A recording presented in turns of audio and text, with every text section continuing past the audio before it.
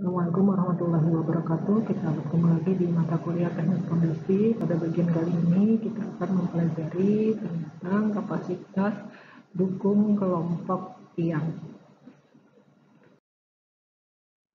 Learning outcome yang akan kita pelajari pada materi ini adalah mahasiswa diharapkan bisa menghitung berapa kapasitas dukung kelompok tiang. Jadi kapasitas dukung kelompok tiang tidak selalu sama dengan jumlah kapasitas dukung tiang tunggalnya. Jadi misalnya dalam satu kelompok tiang ada 5 tiang. Satu tiang itu mampu misalnya mendukung beban 200 kN. Maka tidak 5 dikali 200 kN menjadi 1000 kN. Tidak selalu seperti itu. Tapi nanti akan berbeda. Ada yang kita namakan efisiensi kelompok tiang. Mengapa terjadi demikian? Karena tiang panjang dalam lapisan pendukung atau tanah yang di bawahnya itu mudah pampat atau dipanjang pada lapisan yang tidak mudah pampat namun di bawahnya ada lapisan tanah lunak, maka stabilitas kelompok tiang pada kondisi itu tergantung pada dua hal, yaitu kapasitas dukung tanah di sekitar dan di bawah kelompok tiang dalam mendukung beban total struktur, kemudian pengaruh penurunan konsolidasi yang ada pada tanah di bawah fondasi tiangnya. Penurunan kelompok tiang sama dengan penurunan tiang tunggal jika dasar kelompok tiangnya berada pada lapisan keras. Jadi apabila tanah dipancang dalam lapis sampai ke dalam lapisan keras atau tiang ujung, maka penurunan kelompok tiangnya akan sama dengan penurunan tiang tunggal. Bila tiang-tiang dipancang pada lapisan yang agak kuat tapi dapat mampat, misalnya lempung yang kaku atau lempung OC misalnya, atau dipanjang pada lapisan yang tidak mudah pampat, misalnya pasir, tapi di bagian bawahnya ada lapisan yang lunak, maka kapasitas dukung kelompok tiang akan lebih rendah dari kapasitas dukung masing-masing tiang dikalikan dengan jumlah tiangnya. Penurunan kelompok tiang tidak lebih besar dari penurunan tiang tunggalnya pada beban struktur yang sama. Hal ini karena tiang tunggal zona tertekan pada bagian bawah tiang sangat kecil daripada luas zona tertekan pada kelompok tiangnya, sehingga penurunan kelompok tiang jauh lebih besar daripada penurunan tiang tunggal. Dapat kita lihat di gambar ini. Ini untuk zona tertekan tiang tunggal. Maka bagian yang akan mengalami tekanan adalah sekitar ini saja. Sedangkan pada kelompok tiang, maka zona tertekannya menjadi lebih luas. Akibatnya, tekanan yang ada atau stres pada tanah di sekitarnya ini menjadi berbeda. Kalau ini panjang pada tanah keras, tapi di bagian bawahnya terdapat tanah lunak, maka antara satu tiang dan kelompok tiang perilakunya akan berbeda. Jadi kapasitas dukung tiang, kalau sebelumnya kita sudah mempelajari bahwa satu tiang itu dapat mendukung beban tertentu atau QA, kapasitas dukung izin satu tiang. Untuk tiang yang berada dalam kelompok tiang, kapasitas dukung kelompok tiang tidak hanya mengalihkan jumlah tiang dikalikan dengan kapasitas dukung satu tiangnya, tapi ada beberapa faktor tertentu yang harus kita pertimbangkan. Dalam kasus di mana fondasi tiang secara keseluruhan berada dalam tanah lempung lunak, maka tiang-tiang dalam mendukung beban sebagian besar didukung oleh tahanan geseknya. Jadi pada tiang-tiang yang dipanjang tidak sampai lapisan tanah keras atau lapisan lunaknya cukup tebal sehingga kita tidak memancangnya sampai lapisan keras, maka kapasitas dukung tiang ini diperoleh dari gesekan. Seperti pada awal kita ke bab fondasi tiang, jadi komponen kapasitas dukung diperoleh dari gesekan. Tiang-tiang ini disebut dengan floating pile atau tiang apung. Kapasitas kelompok tiang apung dipengaruhi oleh dua faktor berikut ini. Yang pertama, jumlah tiang tunggal dalam kelompok tiang bila jarak tiangnya jauh. Jadi kalau spasi antar tiang atau pusat ke pusat tiang itu sangat jauh, maka kapasitas dukung tiangnya sama dengan kapasitas dukung grup atau biasa disingkat dengan QG kapasitas dukung grup sama dengan jumlah tiangnya. Dalam satu grup ada berapa tiang dikalikan dengan kapasitas dukung satu tiangnya, kapasitas dukung izin satu tiangnya. Jika tahanan gesek yang dikembangkan atau gesekan antara bagian luar kelompok tiang dan tanah di sekelilingnya jarak tiang terlalu dekat, maka nanti yang QG-nya ini adalah kapasitas grup. Jadi bukan N kali A, tapi nanti di sini ada faktor efisiensi yang harus kita kalikan. Ini contohnya pada bagian tiang yang dipasang pada jarak yang besar. Jadi spasi antar tiangnya ini cukup besar, maka jika salah satu bagian tiang bergerak, maka ini tidak mempengaruhi tiang yang lainnya. Untuk seperti ini, kapasitas dukung satu grup tiang atau satu kelompok tiang ini sama dengan jumlah tiangnya dikalikan dengan kapasitas dukung satu tiangnya. Jika jarak tiangnya terlalu dekat, maka saat tiang turun akibat beban, tanah di sekitar tiangnya juga akan turun. Pada kondisi ini, kelompok tiang dapat dianggap sebagai satu tiang besar yang dibentuk oleh kelompok tiang-tiang kecil yang terkurung dalam tanahnya. Jadi ini nanti keruntuhannya dianggap sebagai keruntuhan blok. Jadi kalau ini tiangnya akan mendukung satu-satu, kalau terjadi keruntuhan maka ini akan jadi satu blok, sehingga kita menghitungnya kita namakan dengan keruntuhan blok. Saat tanah mendukung kelompok beban ini mengalami keruntuhan, maka model keruntuhannya disebut dengan keruntuhan blok. Jika pada keruntuhan blok, tanah yang terletak di antara tiang bergerak bersama-sama dengan tiangnya, jadi satu kelompok tiang itu semuanya turun secara bersama-sama, termasuk tanah yang ada di antara tiang-tiang itu. Mekanisme keruntuhan demikian dapat terjadi baik pada tiang bor maupun tiang panjang. Untuk panjang dan jumlah tiang tertentu pada suatu kelompok tiang, terdapat suatu jarak kritis, di mana metode keruntuhannya akan berubah dari keruntuhan blok menjadi keruntuhan tiang tunggal. Untuk jarak tiang yang kurang dari jarak kritisnya, keruntuhan yang terjadi pada bidang gelincirnya yang mengelilingi kelompok tiang. Sehingga ini kenapa ada dibedakan antara kenapa jarak antar tiang itu ada syaratnya, karena kalau jaraknya terlalu dekat maka akan terjadi ini salah satunya tadi, selain untuk perancangan file cap, juga kalau jaraknya terlalu dekat maka yang terjadi adalah keruntuhan blok. Jadi tanah yang berada di sekitar tiang itu kalau tiang bergerak akan bergerak bersama-sama dengan kelompok tiangnya, sehingga keruntuhan yang terjadi yaitu keruntuhan blok. Jadi antara tiang dan tanah yang di dalamnya turun secara bersama-sama. Untuk jarak tiang yang besar, keruntuhan yang terjadi dengan masing-masing tiang menembus lapisan lempungnya, sehingga terjadi gerakan relatif antara lempung dan tiang. Jarak kritis tiang bertambah jika jumlah tiang dalam kelompoknya bertambah. Untuk menghitung kapasitas tiang yang berkaitan dengan keruntuhan blok, Terzaki dan Peck mengambil asumsi sebagai berikut. Plat penutup tiang sangat kaku, kemudian tanah yang berada dalam kelompok tiang berkelakuan sebagai blok padat. Jadi kalau ini tiang, kemudian ini tanah di sekitarnya, kalau dia runtuh maka ini akan dianggap sebagai suatu blok padat.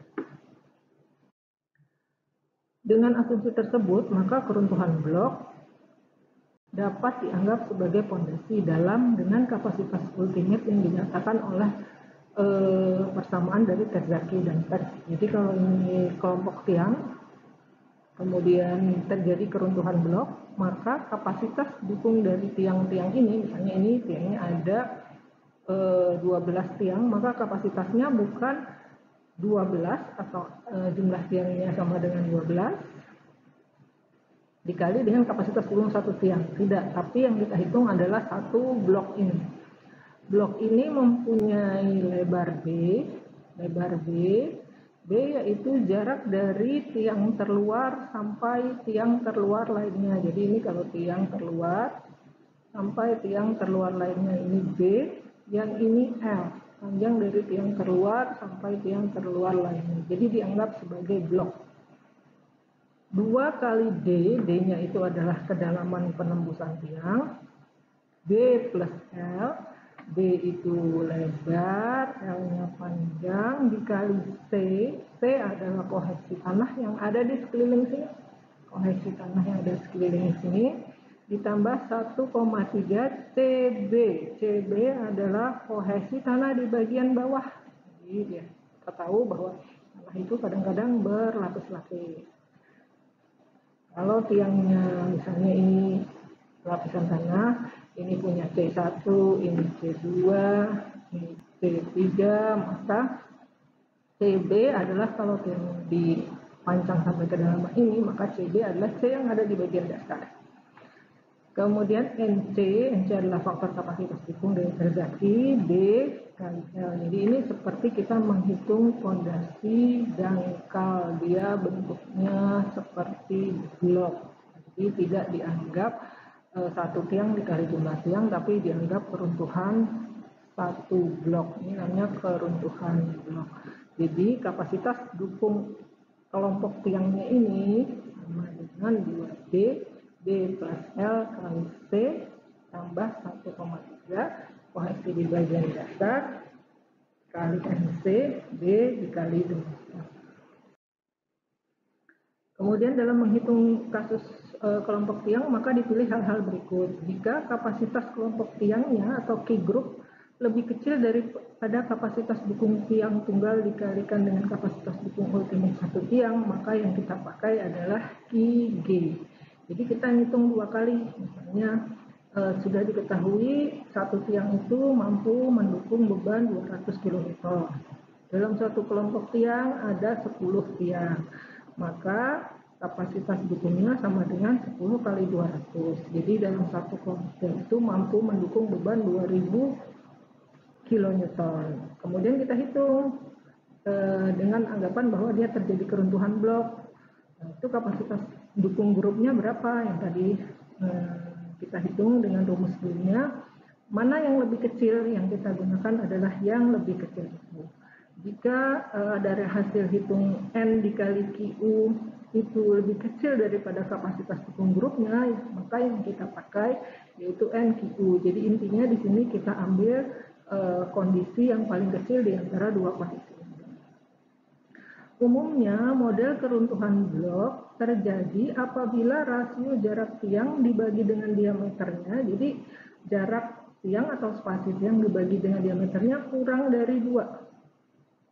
Jadi, spasi dibagi dengan jaraknya kurang dari 2, maka dicurigai akan terjadi keruntuhan blok. Whittaker menyatakan bahwa keruntuhan blok terjadi pada jarak 1,5 dari D. Jadi ini kurang dari 2D. Untuk kelompok tiang jumlahnya 3 kali 3. Dan lebih kecil dari 2,25D untuk kelompok tiang yang jumlahnya 9 kali 9. Jadi jumlah tiang dalam satu baris 9, jumlah barisnya ada 9 tiang. Efisiensi tiang dalam tanah kohesif. Kapasitas gesek tiang pada tiang gesek, jadi tahanan geseknya lebih dominan daripada tahanan ujung pada tanah lempung akan berkurang jika jarak tiang semakin dekat. Jadi kalau spasi antar tiang atau jarak antara satu tiang dengan tiang lainnya semakin dekat, maka kekuatan geseknya juga akan berkurang. Beberapa pengamatan menunjukkan bahwa kapasitas tiang total dari suatu kelompok tiang gesek, khususnya tiang dalam tanah lempung, sering lebih kecil dari hasil kapasitas dukung tiang tunggal dikalikan dengan jumlah tiang dalam kelompoknya. Jadi kalau kita menghitung satu tiang itu mampu mendukung Ki geseknya, Qs, ternyata Qs untuk tiang tunggal nilainya akan lebih kecil daripada Ki group. Jadi N kali Qs itu ternyata nilainya terlalu besar. Jadi besarnya kapasitas dukung total tereduksi dengan nilai reduksi yang tergantung dari ukuran, bentuk, kelompok, jarak, dan panjangnya. Nilai pengalih terhadap kapasitas dukung ultimate tiang tunggal dengan memperhatikan pengaruh kelompok tiang dinamakan dengan efisiensi grup atau EG. Jadi kalau kita mencari kapasitas dukung grup sama dengan N dikali kapasitas dukung satu tiang dikalikan dengan efisiensi grup. Efisiensi grup ini terjadi karena apa? Ini ceritanya di atas ini, karena gesekannya itu kalau tiang diletakkan berdekatan itu tidak sama kalau dengan tiang tunggal. Menurut Cousteau, efisiensi grup tergantung pada beberapa faktor, yaitu panjang, jumlah tiang, panjang, diameter, susunan, model transfer beban, apakah dia tahanan gesek atau tahanan ujung-ujung, proses pelaksanaan tiang, urutan pemancangan, macam tanah, waktu setelah pemasangan tiang, interaksi antara plat penutup tiang atau pile cap dengan tanah, kemudian arah dari beban yang bekerja. Beberapa persamaan efisiensi, jadi efisiensi grup, jadi bahwa kapasitas dukung tiang dalam satu grup, Q grup, itu tidak sama dengan jumlah tiang yang ada dalam satu grup dikali dengan kapasitas dukung satu tiangnya. Tapi ini harus dikaitkan dengan efisiensi. Efisiensi tadi nilainya tergantung apa, dari panjang, diameter, susunan, urutan pemancangan, dan sebagainya. Jadi efisiensi grup sama dengan rumusnya ini. 1 dikurangi theta, N adalah jumlah tiang dalam satu grup, jumlah tiang dalam satu baris, M adalah jumlah baris. Boleh kebalik ya, karena ini akan sama saja. Jadi jarak antar tiang ini, jumlah tiang dalam satu baris ini, kalau ini jumlah tiang dalam satu barisnya ada 3, 1, 2, 3. Jumlah barisnya berapa? Ada 3, 1, 2, 3. Maka di sini M sama dengan 3, N sama dengan 3. Theta adalah arkes tangen D per S. D-nya diameter, S-nya jarak pusat ke pusat tiang, dari pusat tiang ini ke pusat tiang ini jaraknya. Kapasitas dukung ultimate kelompok tiang dengan memperhatikan faktor efisiensi tiang dinyatakan dalam persamaan ini, kapasitas dukung satu grup. Jadi misalnya kita punya tiang, satu tiang mampu mendukung beban 500 kg. Maka kalau dalam satu kelompok tiangnya itu ada 9 tiang, jadi tadi satu tiang 500 kg. Dalam satu kelompok ada 9 tiang, maka kapasitas dalam satu grup ini mampu mendukung beban berapa? I grup sama dengan jumlah tiang dikali dengan kapasitas dukung satu tiang. Jumlah tiangnya tadi 9, kapasitas dukungnya 500 kg.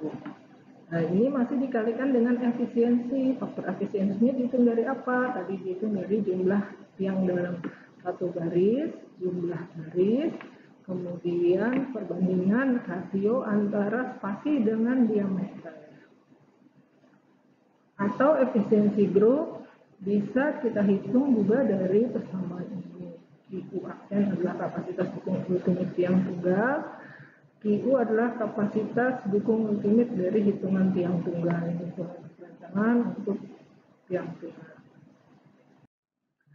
Untuk tiang gesek dalam tanah lempung, Carissel juga mengusulkan bahwa efisiensi seperti dalam tabel ini. Jadi jika Canadian National Building Code jadi menyarankan efisiensi grup sama dengan 0,7 untuk tiang yang jaraknya 2,5 sampai 4 D. Jadi kalau pusat ke pusat yang 10 kali diameter, maka efisiensi grupnya sama dengan 1. Jadi jarak antar satu tiang dengan tiang yang lainnya itu sangat jauh, efisiensinya 1. Begitu seterusnya, jika jarak antar tiangnya semakin dekat, maka efisiensinya semakin mengecil. Untuk menambah nilai efisiensi grup, maka jarak tiang harus relatif jauh. Namun perlu diperhatikan, jika jarak tiangnya terlalu besar, maka membutuhkan pile cap yang besar dan tebal, sehingga tidak ekonomis juga. Oleh karena itu, agar ekonomis, maka jarak tiang itu sebaiknya kurang dari 3,5 D. Pada lempung lunak, kapasitas dukung tiang lebih dipengaruhi oleh pertimbangan penurunan konsolidasi dan penurunan segera dari kelompok tiangnya. Untuk kasus ini, pengaruh efisiensi kelompok tiang hanya sebagai petunjuk awal untuk menentukan jumlah tiang yang dibutuhkan dalam struktur. Ini contohnya, kelompok tiang 5 kali 5, 1, 2, 3, 4, 5. Satu baris ada 5 tiang. jumlah garisnya ada 1, 2, 3, 4, 5. Dipancang dalam tanah lempung homogen, artinya tanah lempung lunak ini kohesi di bagian atas, kohesi andren di bagian atas, dan kohesi andren di bagian bawah sama dengan 23 kN. Gamanya 19, tiangnya panjangnya 15 meter, diameter tiang 0,3, spasinya 0,75.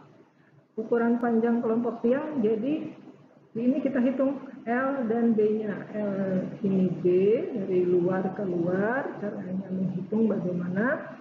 Spasinya ada 1, 2, 3, 4. 4 kali spasi. 4 kali spasi, spasinya tadi 75. 4 kali 0,75 sama dengan 3. Ditambah dengan dari sini pusat yang keluar ke luarnya adalah setengah D, dari pusat yang keluar ke setengah D plus D, 4 kali 0,75 plus D, 4 kali 0,75 sama dengan 3 meter. D-nya tadi 0,3, jadi 3 tambah 0,3, jadi L dan D-nya 3,3. Hitung kapasitas dukung kelompok tiang. Jadi 25 tiang ini mampu mendukung beban berapa? Jadi QG. Kapasitas dukung berdasarkan tiang tunggal. Kemudian kita hitung satu tiang ini kapasitas dukungnya berapa. Kemudian berapa beban izin kelompok tiang maksimum. Jadi ini kita hitung sebagai kelompok tiang. Jadi T group tadi. Kemudian T group yang kedua kita hitung dengan satu tiang dikalikan dengan jumlah tiangnya.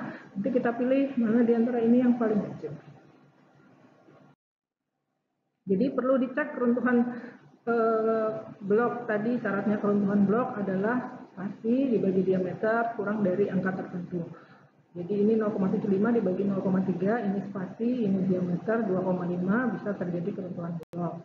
Kemudian kalau terjadi keruntuhan blok, maka kapasitas dukungnya 2 kali D, D-nya kedalaman, B-nya tadi kita sudah cari 3,3 tambah 3,3, TU-nya adalah kohesi andren, 1,3 ini rumus, PB kohesi di bagian bawah, sama karena homogen, jumlah NC-nya 9, B-nya 3,3, L-nya 3,3. Jadi tiang yang jumlahnya 25 itu mampu mendukung beban 7.484,5 kN.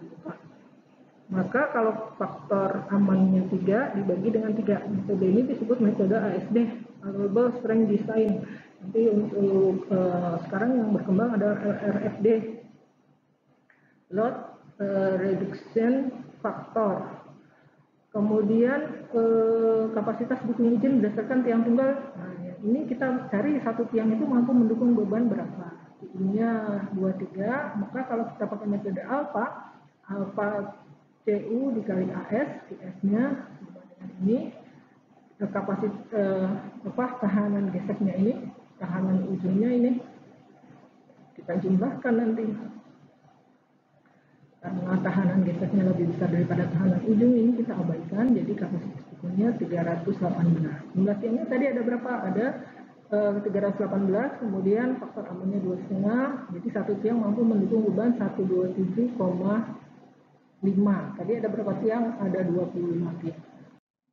Kemudian kita cari efisiensi grupnya. Efisiensi grupnya dicari, dapat 0,61.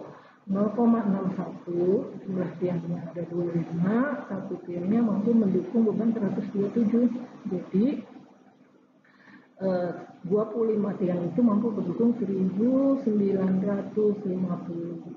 Pilih yang tadi grup yang kita hitung dari keruntuhan blok dan grup yang kita hitung dari ini, mana yang lebih kecil itu yang dipakai.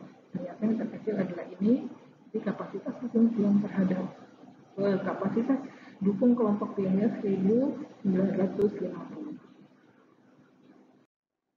Jadi itu adalah akhir materi kita.